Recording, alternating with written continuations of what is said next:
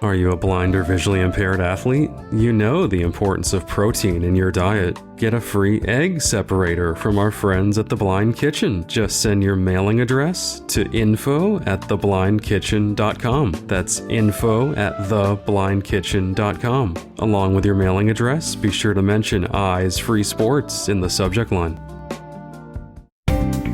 Hey there, and thanks for checking out episode 165 of the Eyes Free Sports podcast. My name is Greg Lindberg. On this episode, we are chatting with a young lady from Michigan, and she has quite the resume when it comes to martial arts, not only as a competitor in martial arts, but also as an instructor for both sighted folks as well as those who are blind and visually impaired. So why don't we get kicking now toward episode 165 of the Eyes Free Sports podcast. All right, so joining me here on this episode of the podcast is Christina Campbell. And Christina is a third-degree black belt, a self-defense specialist, very, very accomplished in martial arts. I know wears many other hats as well. Christina, welcome to Eyes Free Sports. Hi, thanks for having me. Absolutely. Really appreciate taking the time to do this. It has been a minute here on the podcast since we've discussed martial arts, which I know is, a very popular sport/activity for the blind community. So glad to kind of bring it back here on Eyes Free Sports. Absolutely. That's awesome. It's one of the things I'm passionate about. So glad to know we're back covering it. Very cool. Yeah. So why don't we just kind of start things off here, Christina, if you just want to introduce yourself as far as your early years, your early background. So I'm Christina. I'm originally from Maryland, currently in Michigan, and I have been some form of blind all my life. I started out life as, I guess, what would be considered a high partial. So being that I was a high partial, my parents kind of did the mainstream thing as far as my education and things like that until about sixth grade when school started getting a little bit more complicated, a lot more reading and a lot more stuff, right? And there were some other, extenuating circumstances. I ended up having to leave school for about 3 months. Due to an eye infection that knocked me back pretty far as my vision. And so when it came time to go back to school, we did the Maryland School for the Blind. And I caught up very quickly. And then luckily they have a really cool program where you go to regular high school and then attend their school kind of as some supplementary services and things like that.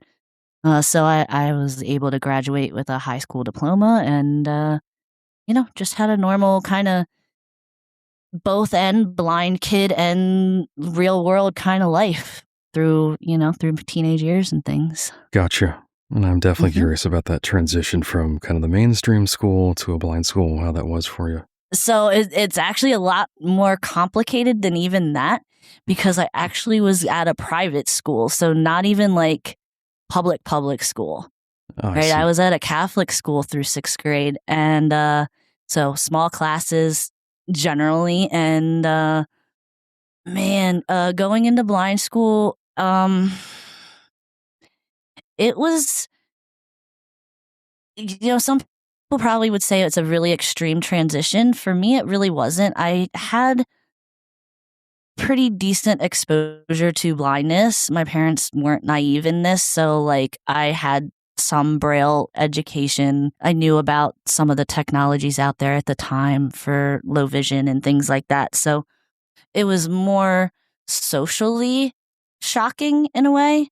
Kind of was an introvert anyway. So I actually kind of blossomed when I went to blind school because I was around, kids that kind of got me. You know what I mean? So in a weird way, I went from the low end of the totem pole to kind of the cool kid, as weird as that is. So, it was good. I think had I stayed solely at the School for the Blind and not gone back into the hybrid situation, it could have been weird. But I was lucky to have kind of the both and experience. Yeah, I was going to say kind of fully mainstream, quote unquote, like you said, the private school, and then it sounds like fully blind school, and then the hybrid. So you kind of got a taste of everything, right? Kind of everything, yeah. Definitely unusual. In terms of martial arts, I think I had read, was it around the age of 12 when you kind of first, your foray into martial arts? Yeah, I was around 12. Every kid kind of at my age grew up with the the Power Rangers, all that kind of stuff. Yep. And I was like, I want to do that. And it took till 12. I don't know necessarily why it took till 12 because that's relatively old in some cases to start martial arts. There's like weird windows of it. Like you got little kids, and then like teenagers don't normally start martial arts. They're already there. And then you have like adults. So I was like in that weird window. But yeah, I got to do it.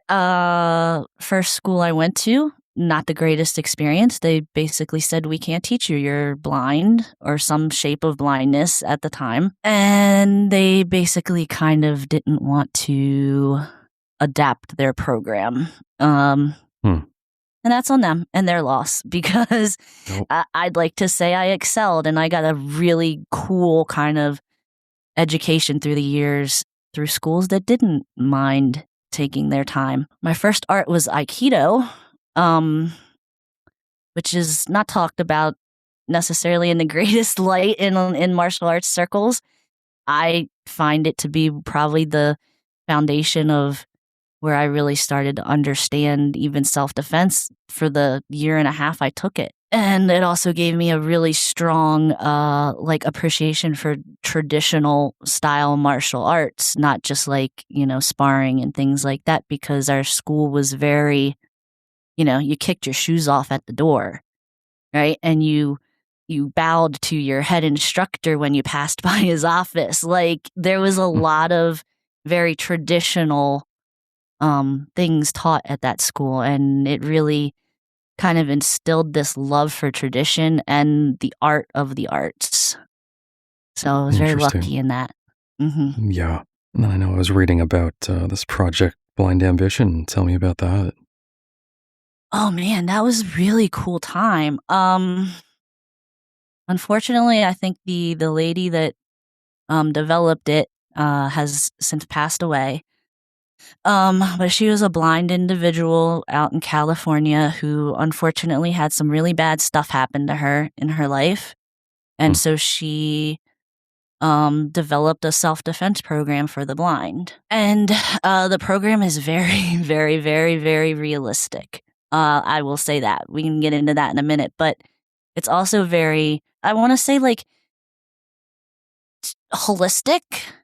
I think that's the word I'm going to use for this. In that, when you're going through the program, it's small, like maybe 10 people. And every person has a sighted counterpart that helps not only, make visual corrections if needed to technique and help make the program run smoothly, but we literally sit down after each little scenario or whatever and have these little talking circles because it is that intense. I took the curriculum for 2 years, and she came out to the school for the blind with her team. And I think it's a week-long seminar that they would do, and that was literally, it's pretty intense. The second year, way more intense, because I was at that point learning to be one of these assistants within the class kind of thing, because I took to it so quickly. And in that, I mean, the intensity is that literally we practiced in a dorm room. And you can probably kind of fill in some of the blanks. I don't want to go too dark, but sure, things that could happen in a dorm room, and you are defending yourself against a full-grown adult that is potentially trying to hurt you, and you have to do it. And yeah, it's a lot, but it was very informative, and I loved every second of it. Wow, that's pretty impactful, it sounds like. Mm-hmm. And is that program, does it still in existence, or? Every once in a while, I kind of do a web dig. I have not seen anything active in many years. So unfortunately, I would say probably not. Right. Gotcha. Yeah. And you were like in high school then when you did that? Yeah, like 15, 16. I mean, they try it because of the level of intensity. They try to keep it around that age and a little older as well. And like I said, it was very, and by that time I was out of Aikido and into something completely different. But I was able to kind of take those skills that I already had and really kind of put some real world application into it through this program, which was nice because a lot of times in a school situation, you can practice, you can train with your classmates and things like that, but it's still not real world. No matter how, there's maybe a few schools out there and a few arts that really do go very, very hard. But in general, especially when you're dealing with teenagers and young people, we're not there to beat the crap out of each other. So, it's hard to get that real world example. And this gave it to me and it was very great. Yeah. And obviously the timing of that, like you said, maybe 15, 16, a couple years before going to college, obviously for some students, kind of just learning those skills, going out into the quote unquote in real world, Yep. Which is so important. We can definitely get more into self-defense here in a bit as well. So I know you mentioned, is it Aikido? That was the first kind of art you practiced? Yes. Yep. So then kind of transitioning beyond that, just kind of walk us through, you're all for, your resume. Yeah. It's a pretty long one. And I think even what I sent you was abbreviated. So I went from Aikido, where I hold what would be called a gold belt at the school I was at, which is like 3 ranks in. So not very far. But my black belts are in Taekwondo, which was my second and the art I, giving the short, that's the art I quote unquote.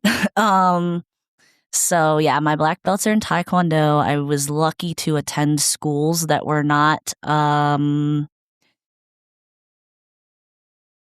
I'm trying to think of in the martial arts world, we call them McDojos, right? Get the kids in, get them out, get them a black belt, move on kind of deal. I was lucky to attend schools that really took pride and effort in training all their students from the youngest to the oldest and developing good, well-rounded martial artists. And, if you didn't pass a test, you didn't pass a test, try again next month or next cycle or whatever. It wasn't this thing where you just got pushed through. And I'm very lucky to have found schools in my life that were like that. Right. Along with Taekwondo, I've also taken Jeet Kune Do, which is Bruce Lee's martial art, which when I try to explain that to people, if you don't know, it doesn't make sense. But for me, it makes complete sense. It's all everything. So it's stand-up type, sparring, kicking, punching, all the things that, you would associate with that. It's the true mixed martial art. Okay. So you have stand-up fighting, you have stand-up self-defense, wrist locks, that kind of stuff. You have weapons defense, so learning like Filipino martial arts with stick fighting and knife defenses, and as you get more advanced, even like handgun defenses and things like that. Ooh, that sounds and pretty then there's different. Yeah, it is. And then you have ground fighting, so jiu-jitsu, Brazilian jiu-jitsu, judo, pretty much as many of like the ground arts that can be put into a package. So you my classes were like 3 hours and literally an hour of this, an hour of that, and an hour of that. They were long, they were intensive, and what I got the most out of taking Jeet Kune Do is the philosophy of it essentially is use what works. So we can learn as much as we want, but if it doesn't work for me or for you or for whoever, right, it's useless. Right. So for example, I'm short. I'm not going to kick somebody in the head, right? As much as I love my taekwondo flying kicks and crazy roundhouses, when it comes to self-defense, I'm not kicking somebody in the head. I'm going to take them out by their knee. So Right. you use what works. And so that really kind of added that philosophy to, my already growing self-defense kind of philosophies that I was, working with. I see. Yeah. Very interesting. Those are kind of like my main three. I've touched on a bunch of other things just from different seminars and stuff like that. So like some American Kempo. Took a grappling art that really doesn't have a name or a specific style, but it was at a school that just had like a whole class of like learning how to grapple, and kind of drew from a kind of same idea as Jeet Kune Do, drew from kind of all and made their own sort of system. I got pretty far in that. I was almost a black belt in that system. And then just going to a bunch of different seminars and tournaments and learning from my peers and, my betters to just expand my repertoire. Yeah. Yeah. And speaking of like tournaments, competitions, I'm definitely curious too. Anything of note? Any achievements you want to mention on that front? For 2 years in a row, at about the age of 25, I was the Maryland State board breaking champion, for whatever that's worth. Wow. This is when I was still really heavy in Taekwondo. And so most of my tournaments have always been through Taekwondo schools and things like that. I don't spar because unfortunately, within a school, the adaptation of not getting hit in the head can be made, but not necessarily at a tournament. So it's always been requested that I don't get, intentionally kicked in the head, just to save the vision I did have. I'm a little less concerned about it now that I'm, a total. But, it's not fun. So I've coached students at tournaments as well. A couple like gold medals, a couple silvers for my students, and I have competed in the AAU for Taekwondo. So that's the Amateur Athletic Union. Nice. Yeah. Mm-hmm. And so, I did form competition. So like the patterns you learn and things like that. Never really placed in that, but it was something fun to do. And then, like I said, I enjoyed board breaking. And so I kind of excelled at that as like my little side thing. Very cool. Yeah. Mm-hmm. I know you did mention coaching, and in terms of like coaching, teaching, when did you kind of know that maybe that could be a path for you as well? When you're a kid and people ask you what you want to do when you grow up, my answer once I started martial arts pretty much was always, I want to teach this. To the point like my leaving, high school and career path was I was going to go to college. I was going to get a business degree or like some sort of business administration type of situation and open a school. The college thing didn't necessarily work out. I'm a little too all over the place for that. And it just, I wasn't my game. But luckily, within the martial arts kind of world, you can do some of this without a college degree. So you can, I was assisting in teaching classes pretty much right before I got my black belt, which I got that at 19. And you have to do some teaching before you can even get your black belt. So for about 6 months prior to that, I was already learning to assist classes and teach. And then after my black belt, I continued that process. Again, I was shy. Like real world Christina is shy. Blind world Christina not as shy. And now real world me has caught up. But back then I was like kind of that quiet kid that, unassuming kind of person. So it was actually very much a struggle at first. But once I found like my voice and like who I was, uh, yeah, you weren't getting me to be quiet about it anymore. Like, when I started at what I'll call like my last Taekwondo school, I pretty much walked in, took a couple classes, and was offered an assistant, not job yet, but like here's kind of how we teach our classes. Let's see how you do. And then that ended up turning into an actual job at that school where I was a paid instructor. What helped in that circumstance, though, is that I actually have a resume of owning a school for about a year and a half. So they knew I knew how to teach by that point. When you walk in and say, "Yeah, I used to run a school," Yeah. they kind of go look at you and like, "Okay, yeah, you're the real deal." So that helps. Um, so yeah, I owned a school for about a year and a half. It was a struggling school when I kind of took it over. My hope was to keep it from struggling, and through the years, it just wasn't feasible to keep it opened anymore, unfortunately. But it's kind of where I cut my teeth in being a solo instructor. Right. So it made me prepared. It made me find my voice because there wasn't anybody backing me up anymore. I wasn't the assistant, I was the lead. So, you don't have a choice when you got, 10 students in front of you and you better open your mouth and tell them what to do. So Yeah, you're it, kind of it was forced an to. important Yeah. part. Yeah, exactly. Interesting. Yeah, that was a good stepping stone, even though it was kind of like a weird one. It was a good one. So uh, in the weird way, I achieved my goal very young. I think I was like 24 when I had that school. Wow. Yeah. Yeah. So very young for a year and a half, did the thing, but then moved on and worked for other schools, which actually I kind of like better. It's less work. I get to focus on the martial arts, not the martial arts and the business and the promotion and the this and the that. It was a lot.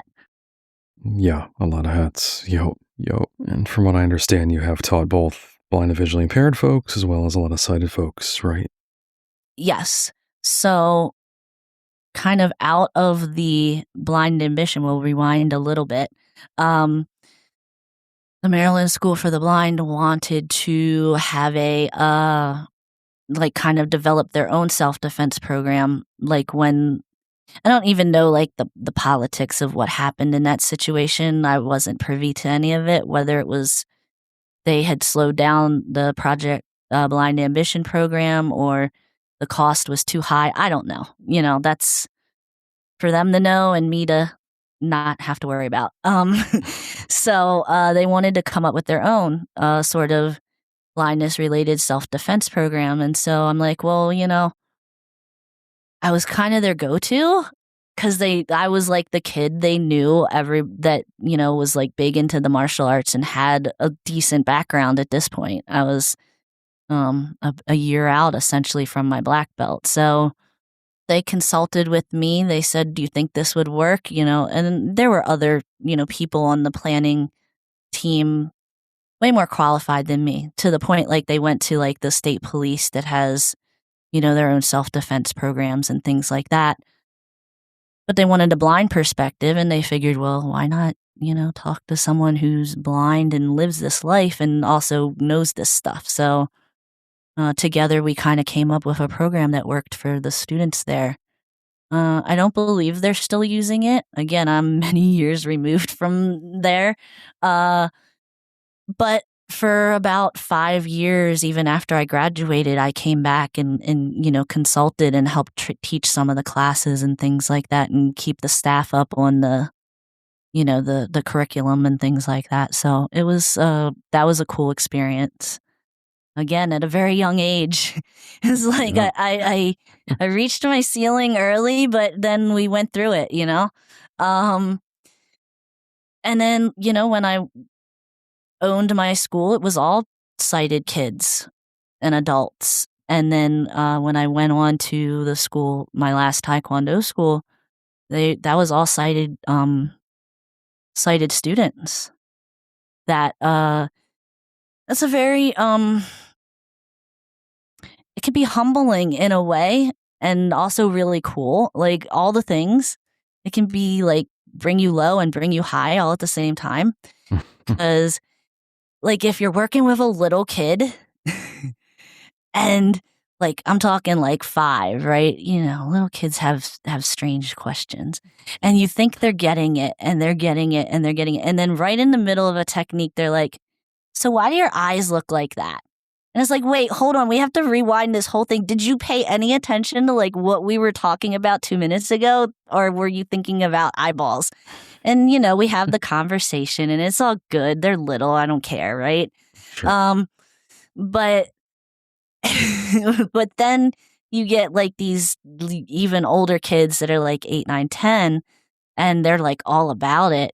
And you teach them a very complicated move and they come back a week later and they're like, so I was like practicing this and like looking it up and things like that and practicing with other students later and came back to me and was like, that was really hard and you got me through that. And that's like your high, right? Yeah. It's like, okay, so you were paying attention and you got what I'm putting out there. And, you know, something as little as holding a hand differently, right? In getting out of like a grab or something can make the difference between, you know, success and failure. So, and you get some really cool compliments from parents that are like, you know, my kid wasn't getting this self-defense stuff. They were in it for, you know, as a lot of kids are for the fighting. Let's be real, right?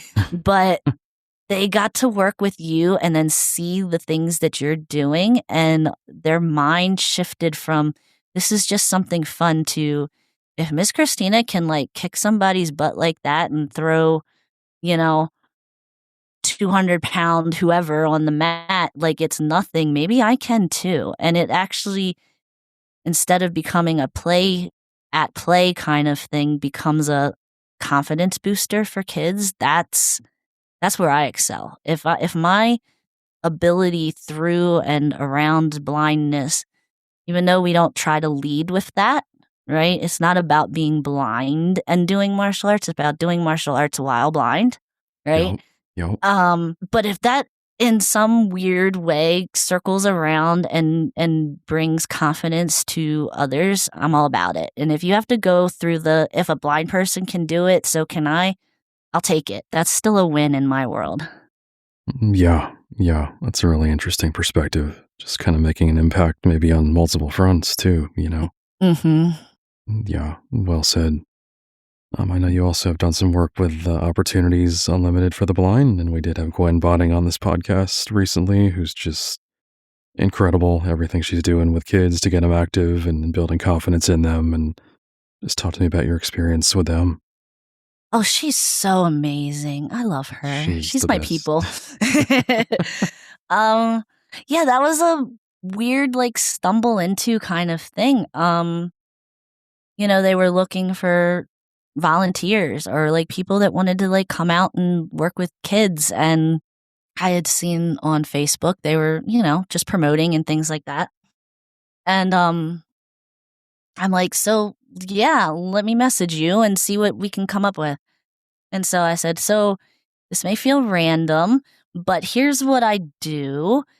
Can you see a need, right? Or do you see a need that I can fill? And she was like, yeah, let's figure out a way for you to come out here and you know, show these kids some self-defense. And admittedly, I don't teach a ton of self-defense to them.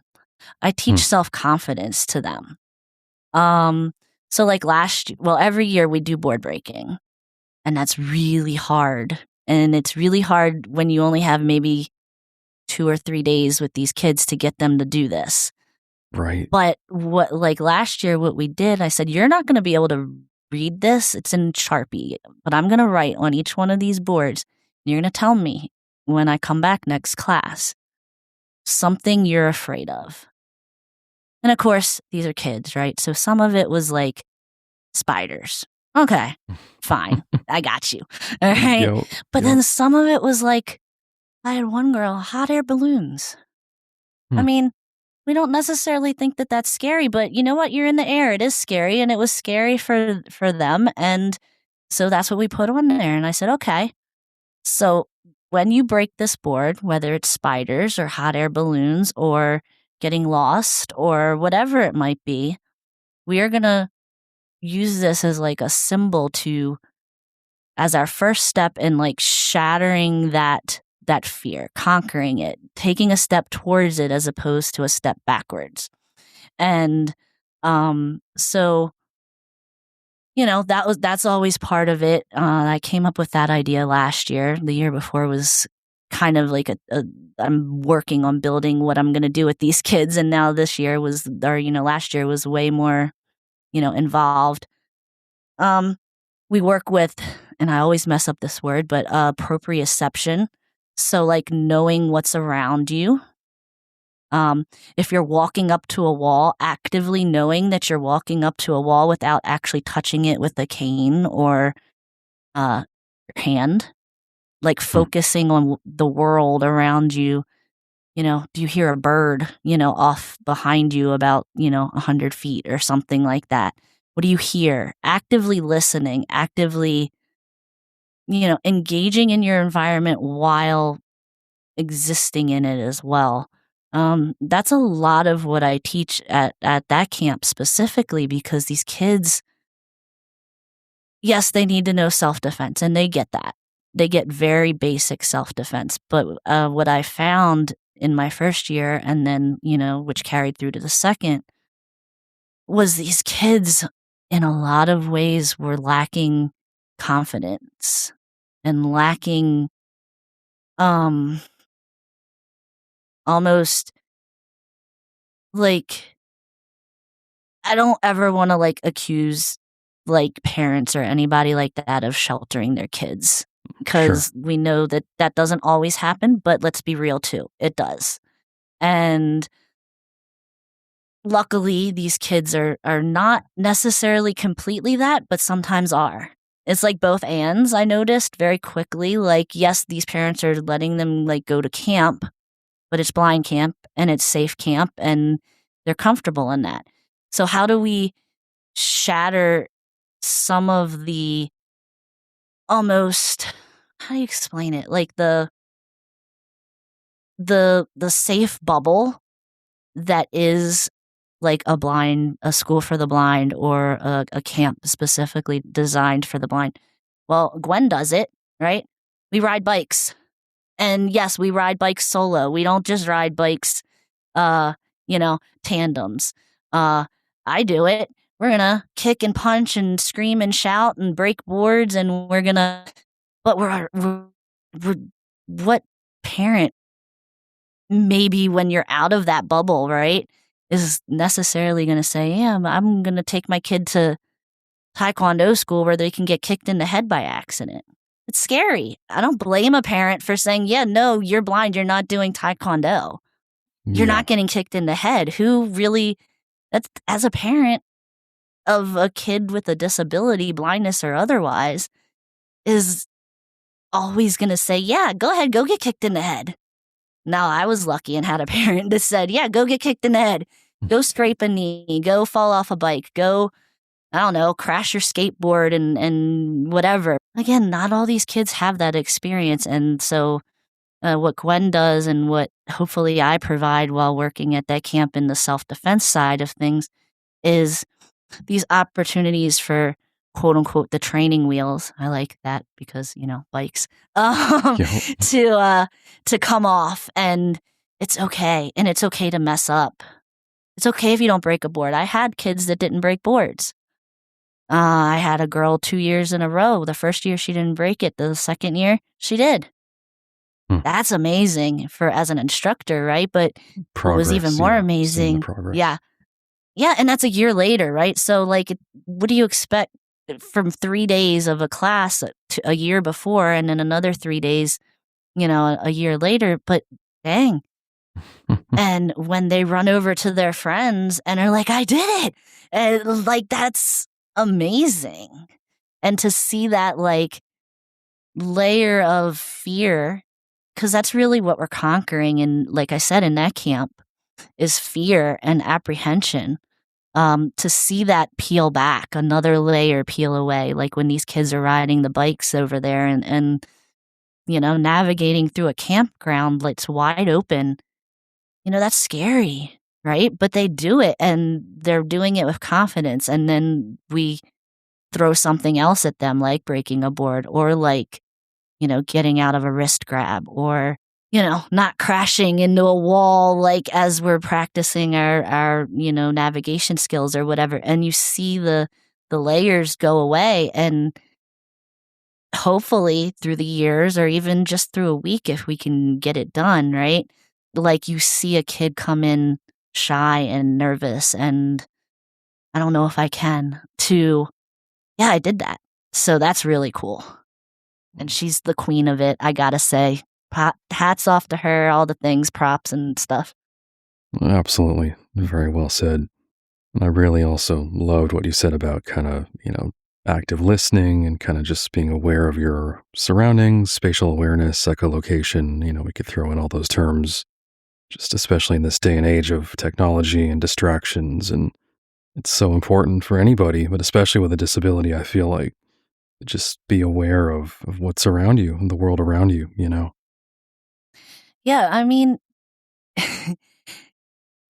so many people are in their phones. How many? I mean, I've walked around with earbud, or at least one in my ear, and I'm like, I really shouldn't be doing this. Yep. Like, I even feel walking through my own house, sometimes I'll throw an earbud in my ear to go to the front door for whatever reason.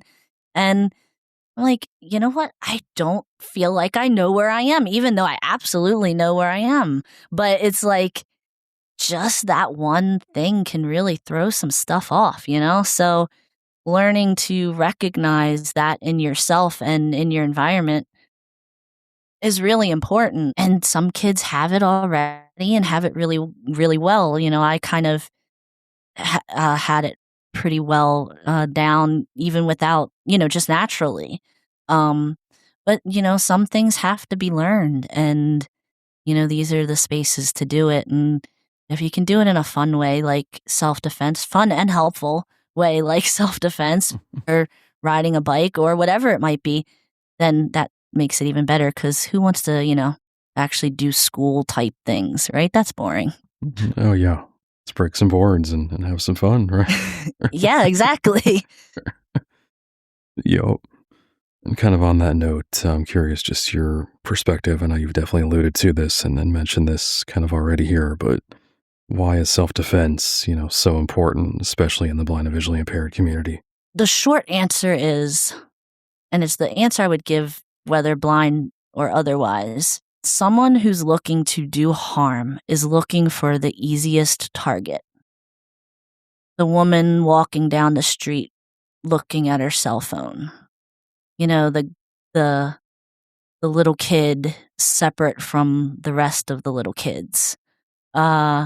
Now add disability and blindness onto it. You literally just put yourself at like number one ease in a lot of people's eyes. The perception that blindness is weakness or like less than. And of course it's not, but let's be real, there is that perception. And so those who are looking to do harm see a blind person, even if they're confident walking down the street, they still look like an easy target. It's inevitable, unfortunately. You don't hear about the, 250, 50-pound linebackers getting mugged in the parking lot after a concert. That's not how this goes down, right? It's always, the little old lady or the whatever, because it's easy. And blind kids and adults also, sorry, not sorry. It sucks. I hate it. I hate that, like, this is truth, that we're easy targets. It just is. Yeah. If nothing but the fact that we would not necessarily ever be able to identify who did it, right? That alone makes a blind person a super easy and super, for lack of a better word, safe target, because the chances of being caught goes down to is almost like 100%. You're not going to get caught. Well, let's break that rule, because you have people like me and you have many others like me out there that are teaching blind people and people with disabilities. Yeah, you're not a victim, and you can absolutely identify. That's actually part of what we learned, rewinding all the way back, is how to identify and how to do things so that the person can be identified. Right? So I teach that, especially when teaching, blind students and such. Like, how do you identify the person that hurt you or that is trying to hurt you? Something as simple as, dragging your nails really hard into their skin so you can get some skin under those nails, and then, get to a police officer and say, I have their skin under my nails. Please do what you need to do with that. Something as simple as noticing what they smell like. You may not be able to identify the cologne or the perfume, but if they commonly were to use that and you had to do some sort of lineup situation, who knows? I mean, luckily I've never had to actually apply most of this stuff, right? Thank gosh for that. But I know what to do, and I know what the things I need to pay attention to and how to teach those things to others. So that's why it's important. You're very much a target, and let's not be that target. Yeah, definitely some great insight right there. So outside of martial arts, I know you have, is it an internet radio station that you're involved in? Yes, my partner and I are radio show hosts on a channel called HKC Radio. It's a small, I call it the little small but mighty little internet radio station. They have a couple shows. Like, me and my partner have one show called Sonic Synergy. And then there's like a couple other shows throughout the week that all blind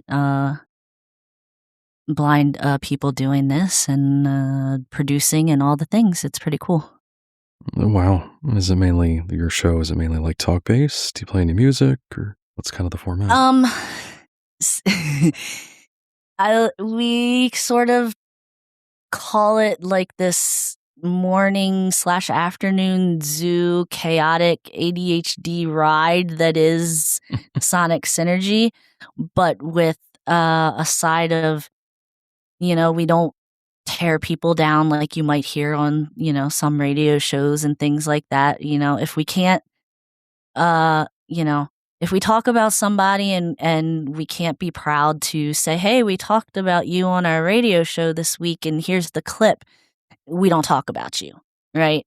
Whatever it might be. That's not the energy we want to put out into the world. It's a lot of admittedly kind of geek talk, because my partner, he is a professional musician and recording studio mad scientist, as he likes to say. And so there is a lot of that.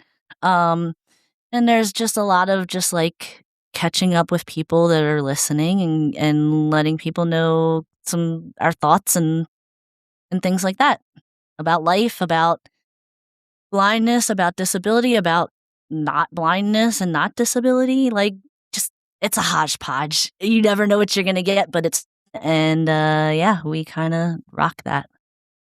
That's awesome. I love that. And if folks are interested in listening, how can they find it? Yeah, this is the part I suck at. I'm like the worst promotion. So I'll throw some stuff out there. It's sonicsynergy.space/show.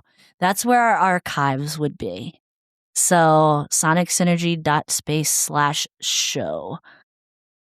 And that would go to our archives, and you can like subscribe to that and put it in your podcast feed and all that kind of stuff. We also have sonicsynergy.space/FB. That's our Facebook page, and you can follow that and we're slowly building a following. So all things Sonic Synergy, which is kind of an overarching brand that also is the radio show. So that you can follow that page, and we're working on being good,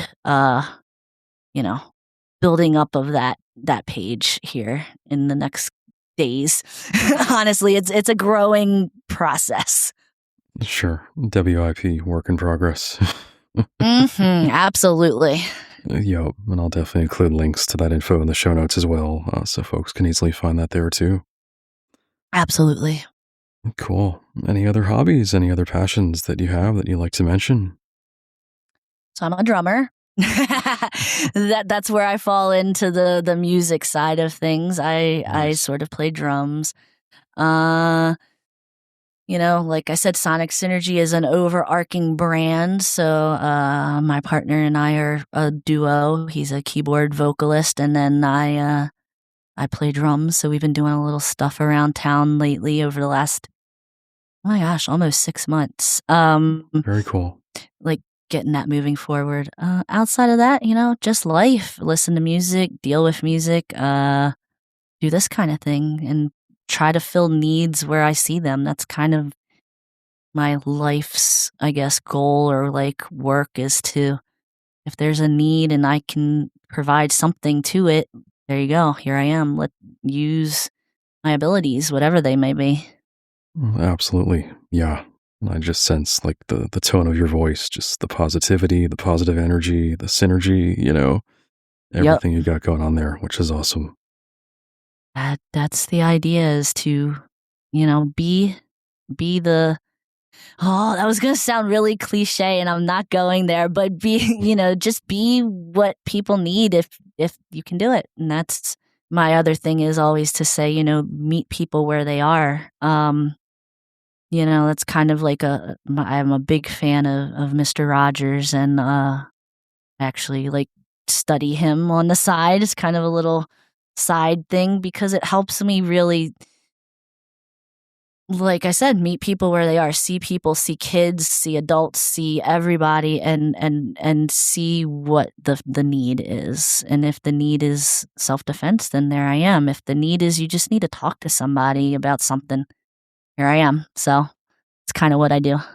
That's awesome. Yeah, I do. Recently, I remember reading something about Mr. Rogers, and I think it was even a blind girl that was watching his show, and how he was just so inclusive. I know he just reached out to all communities, and in kind of his era, that was kind of rare. So definitely it totally was. Yeah, very inspired by him and what he, taught not only children but adults. No doubt. Right. And it was really important time, I think, in television and in developmental stages. And honestly, I don't know if we have that anymore in reality. So I know we need another Mr. Rogers in 2020s here, Yeah. Yo. Awesome. Well, before we wrap up, any kind of contact info you'd like to mention, email address, social media, how folks can reach out and maybe find you? You can search me out on Facebook, Christina Campbell. I have an email, which is ccampbell11484@gmail.com, and I definitely check that out. And there's some other emails that I will give you, and if you don't mind tossing them in the show notes, that would be great, because again, I suck at this. Definitely will do. Yo. Cool. All right. Well, again, we've been visiting with Christina Campbell here on Eyes Free Sports. And Christina, really, really appreciate the time. And again, kudos to you on everything that you've done and continue to do for the blind community and just in general. Oh, thank you. This was awesome. Thanks for having me. Absolutely. All righty. To hear more episodes of the Eyes Free Sports podcast and to subscribe, search for Eyes Free Sports on your favorite podcast platform or visit eyesfreesports.com. Be sure to follow the Eyes Free Sports podcast at facebook.com/eyesfreesports and on Twitter @eyesfreesports.